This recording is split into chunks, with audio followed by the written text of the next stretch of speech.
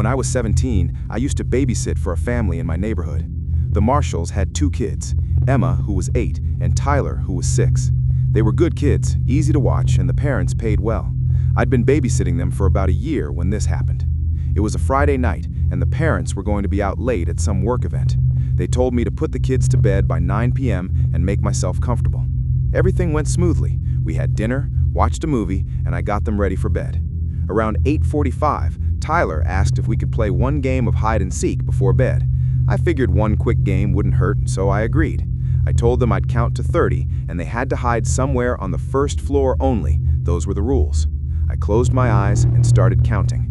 I heard their footsteps running around, giggles, the usual sounds of kids trying to find the perfect hiding spot. When I reached 30, I opened my eyes and started searching. I found Emma pretty quickly. She was behind the living room curtains, the same place she always hid. But I couldn't find Tyler. I checked all his usual spots, behind the couch, under the dining room table, in the coat closet. Nothing. I called out that he won. Game over, time for bed. No response. I started to get a little worried and checked every room on the first floor again, looking more carefully. Still nothing. That's when I heard it, a small giggle coming from upstairs. The second floor was off limits. I had specifically said first floor only. I went upstairs, a little annoyed, and that's when I saw that the attic door was open. The pull-down ladder was extended. My stomach dropped because I knew that door had been closed when I arrived. I'd noticed it earlier. I climbed up the ladder, calling Tyler's name. The attic was dark and dusty, filled with boxes and old furniture. I used my phone's flashlight to look around. That's when I saw him, standing in the far corner, facing the wall, completely still.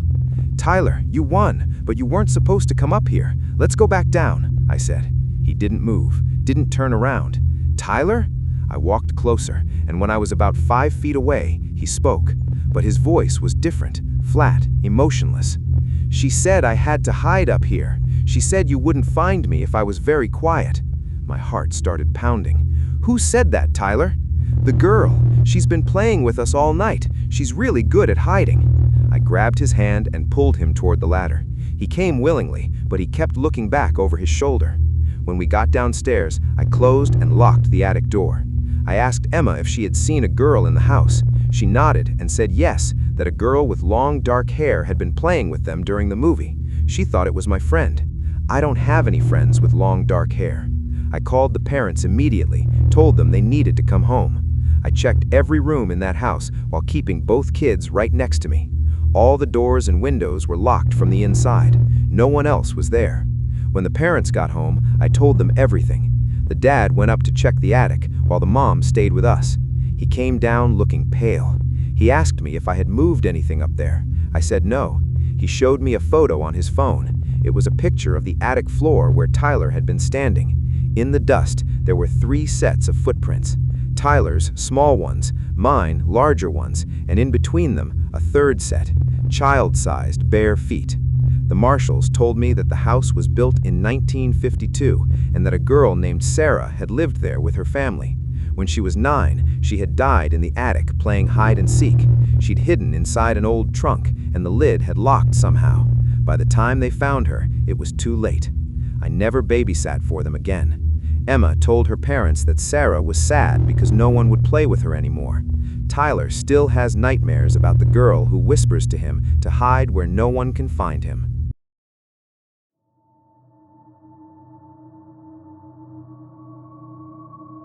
I live alone in a studio apartment downtown, and I'm usually pretty comfortable with it. I work from home, so I'm here most of the time, and I've never really felt unsafe. About 4 months ago, that changed. It started with my phone acting weird.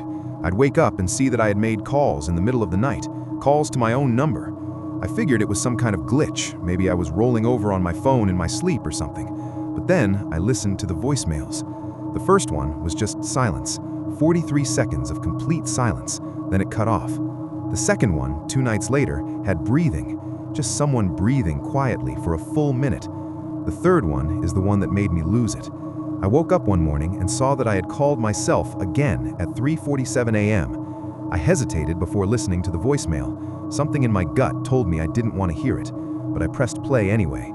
It was my voice, but I wasn't saying anything coherent. I was whispering, almost chanting something over and over. I couldn't make out the words at first, so I turned up the volume and listened again. I was saying, "She's watching me sleep. She's watching me sleep. She's watching me sleep," over and over in this hollow, terrified whisper. Then my voice broke, and I heard myself crying before the message ended. I have no memory of making that call, no memory of saying those things. I checked my entire apartment, looked in every corner, every closet, under the bed. Nothing. I even set up my laptop to record myself sleeping that night, just to prove to myself that I wasn't doing this. The next morning, I checked the footage. For 6 hours, I didn't move. I just slept normally. But at 3:33 a.m., the recording cut to static for exactly 14 minutes.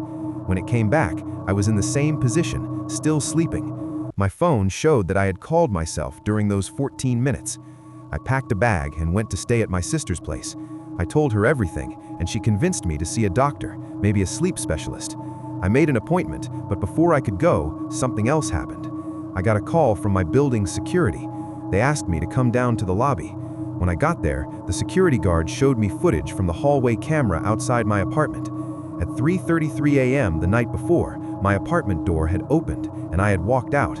But the way I moved, it wasn't natural. I was completely rigid, walking in this strange mechanical way, staring straight ahead. I walked to the end of the hallway, stood facing the wall for exactly 14 minutes, then walked back into my apartment.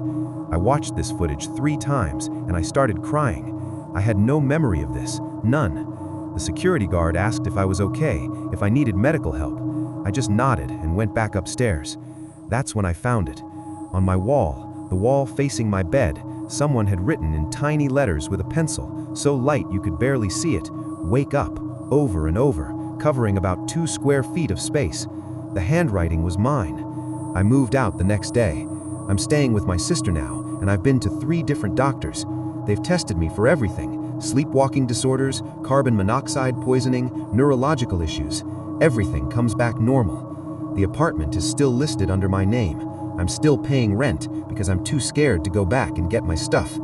Last week, my sister told me she saw my car parked outside the building at 3 a.m. I don't have my car anymore. I sold it 2 weeks ago. I was 19 when this happened, home from college for winter break. My parents had gone out of town for the weekend to visit my aunt, and I had the whole house to myself. I remember being excited about it, finally some peace and quiet to just relax and binge-watch shows. The first night was completely normal. I stayed up late, ordered pizza, did my thing. But the second night, that's when everything changed. I was lying in bed around midnight, scrolling through my phone, when I heard it. A soft, rhythmic sound coming from my closet. At first, I thought it was just the house settling or maybe the heater kicking on. But then I really listened. It sounded like breathing. Slow, deliberate breaths. In and out. In and out. My heart started racing, but I tried to convince myself I was just being paranoid. I turned up the volume on my phone, trying to drown it out, but I could still hear it underneath. Finally, I built up the courage to get up and check. I walked slowly toward the closet, my hand shaking as I reached for the door handle. The breathing got louder. I swear it got louder the closer I got. I stood there for what felt like forever, my hand on the handle, trying to decide what to do. Then suddenly, it stopped. Complete silence. I yanked the door open, and there was nothing there, just my clothes hanging like they always were. I checked behind everything, even moved boxes around. Nothing. I tried to laugh it off, told myself I was being ridiculous, and went back to bed, but I couldn't shake the feeling that something was off. I barely slept that night. The next morning, I decided to just forget about it. I spent the day out with friends, came home around dinner time. That night, I made sure to keep my closet door open. If there was nothing there, then there was nothing to worry about, right? Around 2 a.m., I woke up to find my closet door closed. I know I had left it open. I specifically remember leaving it open. My mouth went dry. I sat up in bed, staring at that closed door, and that's when I heard it again, the breathing. But this time, it was different. This time, I heard movement too, like someone shifting their weight, like someone had been standing in there for hours and was finally getting uncomfortable. I didn't open the door. I grabbed my phone, locked myself in the bathroom, and called the police. When they arrived and checked the closet, they didn't find anyone, but they did find something that made my blood run cold. On the closet floor, there were fresh, muddy footprints, size 11 men's shoes. Someone had been in there. The police searched the whole house and found that the basement window had been pried open. They figured someone had broken in, maybe to rob the place, heard me moving around, and hid in my closet. The theory was that they left when I went out during the day. But here's what still haunts me. Those footprints were still wet, and I had been home for hours, which means whoever it was might have still been in the house, just hiding somewhere else. I stayed at a friend's house until my parents came back. We changed all the locks, installed a security system, everything. But I never slept in that room again. I still wonder sometimes, how long were they in my closet that first night before I heard them breathing? And what would have happened if I had opened that door?